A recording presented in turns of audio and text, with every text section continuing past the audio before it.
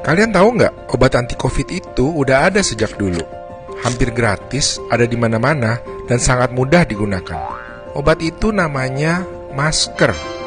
Saya tahu teman-teman pasti udah mati rasa dengar kata masker. Tapi bosan tidaknya kita nggak ada hubungannya dengan ampuh atau tidaknya masker ini. Memakai masker betul-betul mengurangi risiko penularan.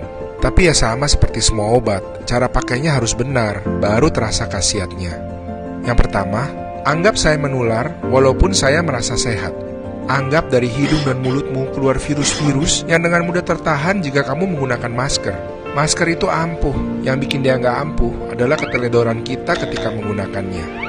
Yang kedua, anggap seseorang menular walaupun saya kenal dengan orang itu.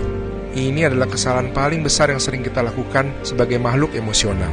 Seorang teman lama yang baru datang dari luar kota dan kita tidak tahu riwayatnya, jauh lebih mungkin membawa virus dibanding teman satu kos yang nyebelin banget sumpah, tapi dia nggak pernah keluyuran dan nggak pernah ketemu orang. Selalu pakai maskermu untuk orang-orang yang kamu nggak suka dan juga untuk orang-orang yang kamu suka. Obat anti COVID ini beneran ampuh, apalagi ditambah dengan memperhatikan ventilasi dan menjaga jarak dan sentuhan. Ribut-ribut kenapa masih banyak orang yang keluar rumah gak akan menemukan jawabannya, karena semua orang punya jawaban yang berbeda-beda. Kenyataannya, hari ini kita semua pasti akan keluar dan bertemu dengan orang lain. Memakai masker adalah obat paling ampuh yang kita punya saat ini untuk memperlambat penyebaran virus COVID-19. Satu lagi, jangan sungkan jika menegur orang yang tidak pakai masker. Tegurlah baik-baik pakai hati, saya yakin yang ditegur juga akan tahu diri.